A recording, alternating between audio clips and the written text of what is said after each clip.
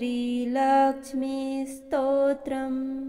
लोपामुद्राः श्रियः पादौ धृत्वान् नाम सादरं ववन्दे स्तवनं चक्रे तव लक्ष्मी सदा सती।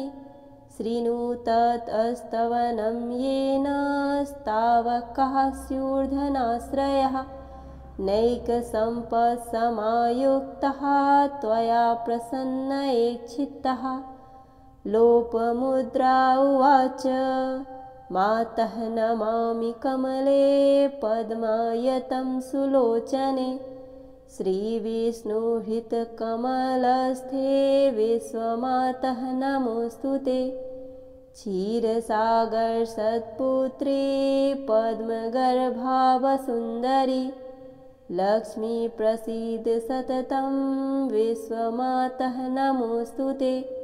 महेन्द्रसदने त्वं श्रीः रुक्मिणी कृष्णभामिनी चन्द्रे ज्योत्स्ना प्रभासूर्ये विश्वमातः नमोऽस्तु ते। स्मितानने जगद्धात्री शरण्ये सुखवर्धिनी जातवेदसी दहने विश्वमातः नमोऽस्तु ते। ब्रह्मणि त्वं सर्जनासि विष्णो त्वं पोषिका सदा शिवौ संहारिका शक्तिः विश्वमातः नमोऽस्तु ते। त्वया सुरागुणी विज्ञा धन्या मान्या कुलीनका कलाशीलकलापाढ्यै विश्वमातः नमोऽस्तु ते। त्वया जगस्तुरङ्गश्च स्त्रैणस्त्रीणं सरः सदः देवो गृहं कनः श्रेष्ठा विश्वमातः नमोऽस्तु ते। त्वया पक्षी पशुः शय्या रत्नं पृथ्वी नरो वधूः श्रेष्ठा शुद्धा महालक्ष्मी विश्वमातः नमोऽस्तु ते। लक्ष्मी श्रीकमले पद्मे रमे पद्मोदभवे सती अब्धिजे विष्णुपत्नी त्वं प्रसीद सततं प्रिये। फलश्रुतिः इति स्तुता प्रसन्ना च श्रीरुवाच पतिव्रतां लोपामुद्रा मुने जाने वां यत्र हतापकारणं सचेतनं दुनोतेव काशीविश्लेषजो नलः युवां वाराणसीं प्राप्य सिद्धिं प्राप्यस्थ ईप्सितां ये पठिष्यन्ति मत्स्तोत्रं तापदारिद्र्यनाशकम् इष्टसम्पत्प्रदं तेषां जयसन्ततिकारकं मम सन्निधयदं बालग्रहादिव्याधिनाशनं भविष्यति मम सारूप्यादिप्रमोक्षणं तथा। लोपामुद्राः श्रियः पादौ धृत्वान् नाम सादरं ववन्दे स्तवनं चक्रे तव लक्ष्मी सदा सती। शृणु तत्स्तवनं येन स्तावकाः स्यूर्धनाश्रयः नैकसम्पत्समायुक्तः त्वया प्रसन्नैक्षितः। लोपमुद्रा उवाच मातः नमामि कमले पद्मायतं सुलोचने श्रीविष्णुहृतकमलस्थे विश्वमातः नमोऽस्तु ते। क्षीरसागरसत्पुत्री पद्मगर्भावसुन्दरी लक्ष्मी प्रसीद सततं विश्वमातः नमोऽस्तु ते। महेन्द्रसदने त्वं श्रीः रुक्मिणी कृष्णभामिनी चन्द्रे ज्योत्स्ना प्रभासूर्ये विश्वमातः नमोऽस्तु ते। स्मितानने जगद्धात्री शरण्ये सुखवर्धिनी जातवेदसी दहने विश्वमातः नमोऽस्तु ते। ब्रह्मणि त्वं सर्जनासि विष्णो त्वं पोषिका सदा शिवौ संहारिका शक्तिः विश्वमातः नमोऽस्तु ते त्वया सुरा गुणी विज्ञा धन्या मान्या कुलीनका कलाशीलकलापाढ्यै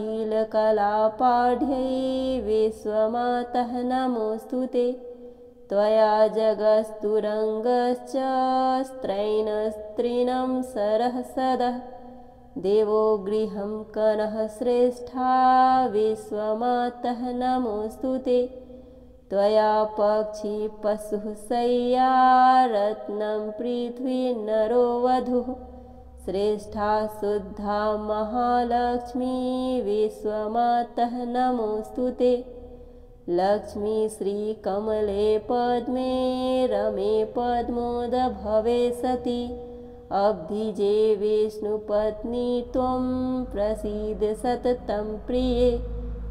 फलश्रुतिः इति स्तुता प्रसन्ना च श्रीरुवाच पतिव्रतां लोपामुद्रा मुने जाने वां यत्हतापकारणं सचेतनं दुनोतेव काशीविश्लेषजो नलः युवां वाराणसीं प्राप्य सिद्धिं प्राप्यस्थ ईप्सितां ये पठिष्यन्ति मत्स्तोत्रं तापदारिद्र्यनाशकम् इष्टसम्पत्प्रदं तेषां जयसन्ततिकारकं मम सन्निधयदं बालग्रहादिव्याधिनाशनं भविष्यति मम सारूप्यादिप्रमोक्षणं तथा लोपामुद्राः श्रियः पादौ धृत्वान् नाम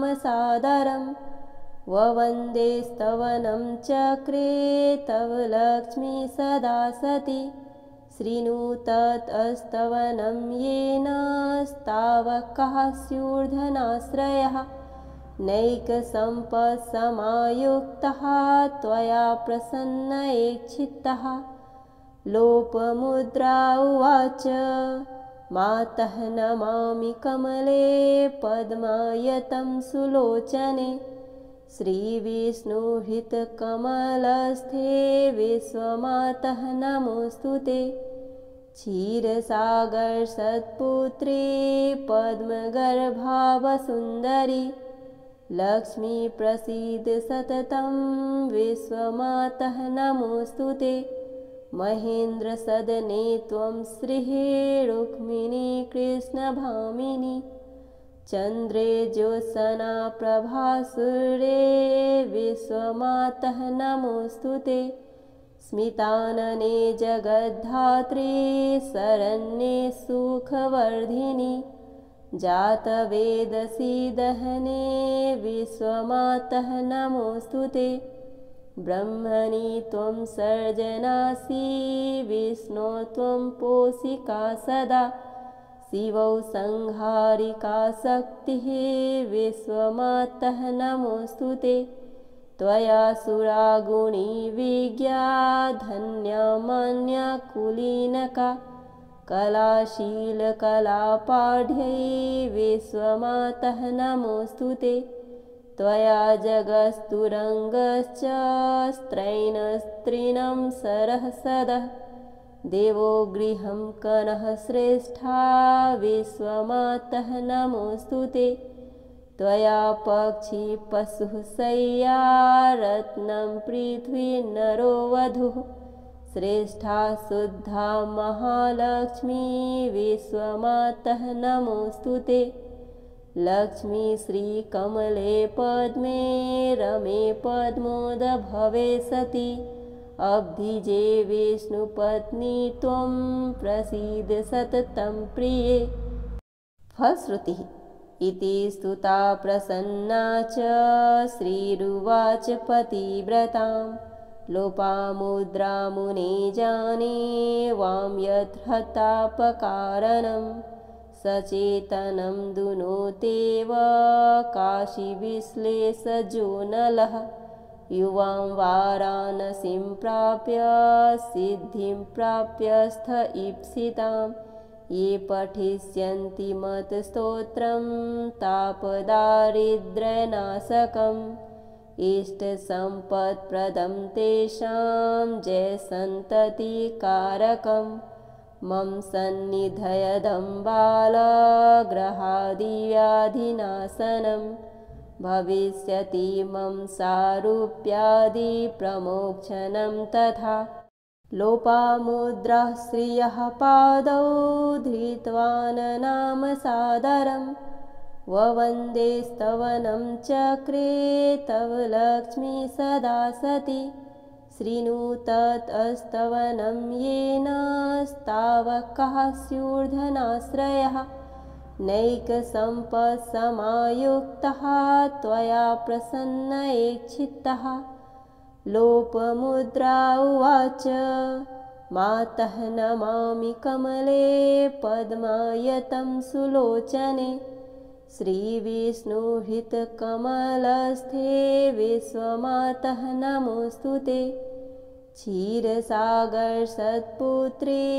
पद्मगर्भावसुन्दरी लक्ष्मी प्रसीद सततं विश्वमातः नमोऽस्तु ते महेन्द्रसदने त्वं श्रीः रुक्मिणी कृष्णभामिनी चन्द्रे ज्योत्सना प्रभासूर्ये विश्वमातः नमोऽस्तु ते स्मितानने जगद्धात्री शरण्ये सुखवर्धिनी जातवेदसी दहने विश्वमातः नमोऽस्तु ते ब्रह्मणि त्वं सर्जनासि विष्णो त्वं पोषिका सदा शिवौ संहारिका शक्तिः विश्वमातः नमोऽस्तु ते त्वया सुरागुणी विज्ञा धन्या मान्या कुलीनका कलाशीलकलापाढ्यै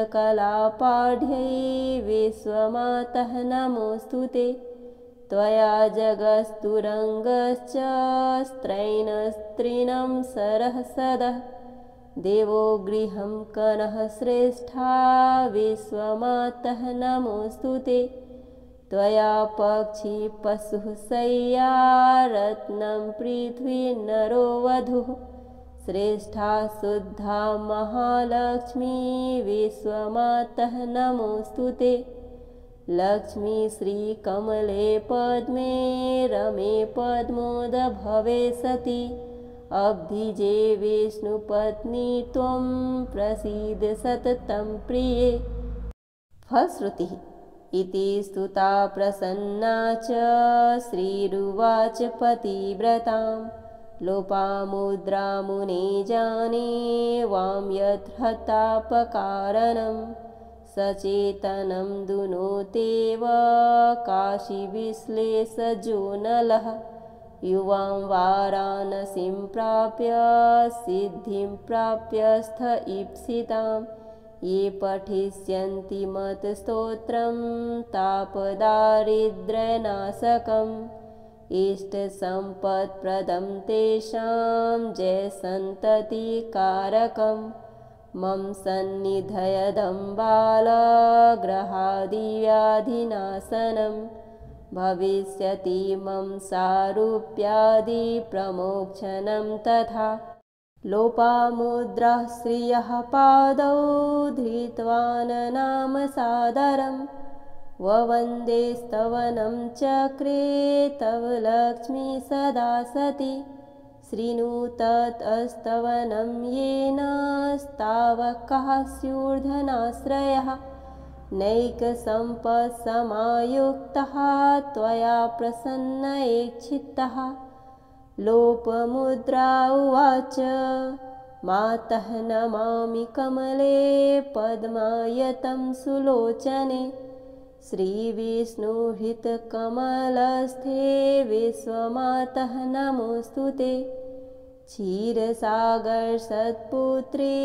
पद्मगर्भावसुन्दरी लक्ष्मी प्रसीद सततं विश्वमातः नमोऽस्तु ते महेन्द्रसदने त्वं श्रीः रुक्मिणी कृष्णभामिनी चन्द्रे ज्योत्सना प्रभासूर्ये विश्वमातः नमोऽस्तु ते स्मितानने जगद्धात्री शरण्ये सुखवर्धिनी जातवेदसी दहने विश्वमातः नमोऽस्तु ते ब्रह्मणि त्वं सर्जनासि विष्णो त्वं पोषिका सदा शिवौ संहारिका शक्तिः विश्वमातः नमोऽस्तु ते त्वया सुरा गुणी विज्ञा धन्या मान्या कुलीनका कलाशीलकलापाढ्यै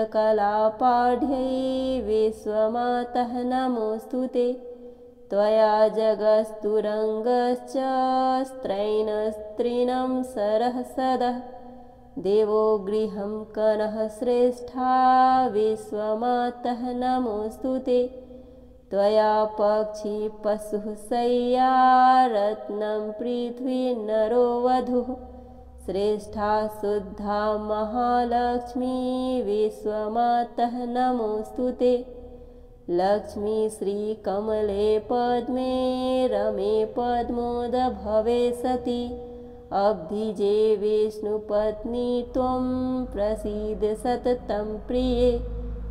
फलश्रुतिः इति स्तुता प्रसन्ना च श्रीरुवाच पतिव्रतां लोपामुद्रा मुने जाने वां यत्हतापकारणं सचेतनं दुनोतेव काशीविश्लेषजो नलः युवां वाराणसीं प्राप्य सिद्धिं प्राप्यस्थ ईप्सितां ये पठिष्यन्ति मत्स्तोत्रं तापदारिद्र्यनाशकम् इष्टसम्पत्प्रदं तेषां जयसन्ततिकारकं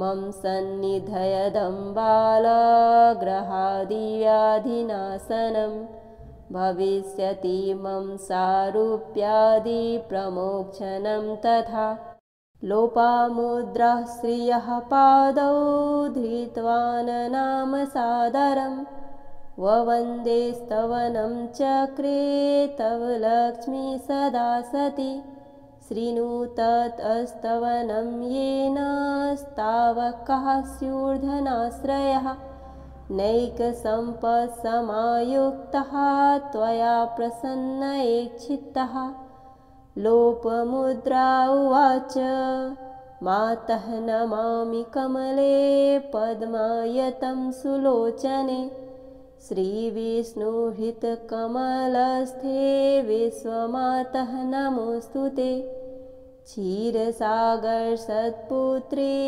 पद्मगर्भावसुन्दरी लक्ष्मी प्रसीद सततं विश्वमातः नमोऽस्तु ते महेन्द्रसदने त्वं श्रीः रुक्मिणी कृष्णभामिनी चन्द्रे ज्योत्सना प्रभासूर्ये विश्वमातः नमोऽस्तु ते स्मितानने जगद्धात्री शरण्ये सुखवर्धिनी जातवेदसी दहने विश्वमातः नमोऽस्तु ते ब्रह्मणि त्वं सर्जनासि विष्णो त्वं पोषिका सदा शिवौ संहारिका शक्तिः विश्वमातः नमोऽस्तु ते त्वया सुरा गुणी विज्ञा धन्या मान्या कुलीनका कलाशीलकलापाढ्यै विश्वमातः नमोऽस्तु ते त्वया जगस्तुरङ्गश्च स्त्रैणस्त्रीणं सरः सदः देवो गृहं कनः श्रेष्ठा विश्वमातः नमोऽस्तु ते त्वया पक्षी पशुः शय्या रत्नं पृथ्वी नरो वधूः श्रेष्ठा शुद्धा महालक्ष्मी विश्वमातः नमोऽस्तु ते लक्ष्मी श्रीकमले पद्मे रमे पद्मोदभवे सती अब्धिजे विष्णुपत्नी त्वं प्रसीद सततं प्रिये। फलश्रुतिः इति स्तुता प्रसन्ना च श्रीरुवाच पतिव्रतां लोपामुद्रामुने जाने वां यत्हतापकारणं सचेतनं दुनोतेव काशीविश्लेषजो नलः युवां वाराणसीं प्राप्य सिद्धिं प्राप्यस्थ ईप्सितां ये पठिष्यन्ति मत्स्तोत्रं तापदारिद्र्यनाशकम् इष्टसम्पत्प्रदं तेषां जयसन्ततिकारकं मम सन्निधयदं बालग्रहादिव्याधिनाशनं भविष्यति मम सारूप्यादिप्रमोक्षणं तथा। लोपामुद्राः श्रियः पादौ धृत्वान् नाम सादरं ववन्दे स्तवनं चक्रे तव लक्ष्मी सदा सती शृणु तत्स्तवनं येन स्तावकः स्यूर्धनाश्रयः नैकसम्पत्समायुक्तः त्वया प्रसन्नैक्षितः। लोपमुद्रा उवाच मातः नमामि कमले पद्मायतं सुलोचने श्रीविष्णुहृतकमलस्थे विश्वमातः नमोऽस्तु ते।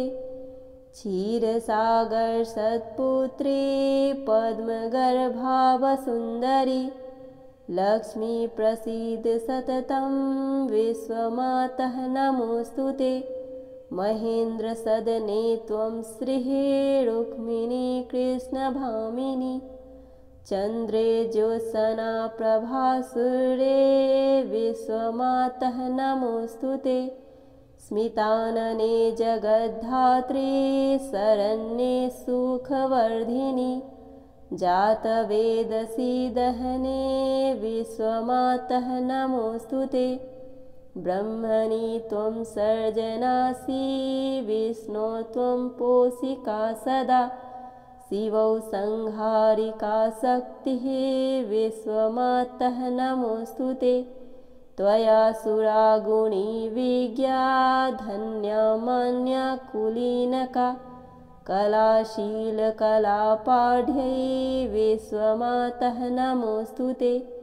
त्वया जगस्तुरङ्गश्च स्त्रैणस्त्रीणं सरः सदः देवो गृहं कनः श्रेष्ठा विश्वमातः नमोऽस्तु ते। त्वया पक्षी पशुः शय्या रत्नं पृथ्वी नरो वधूः श्रेष्ठा शुद्धा महालक्ष्मी विश्वमातः नमोऽस्तु ते। लक्ष्मी श्रीकमले पद्मे रमे पद्मोदभवे सती अब्धिजे विष्णुपत्नी त्वं प्रसीद सततं प्रिये।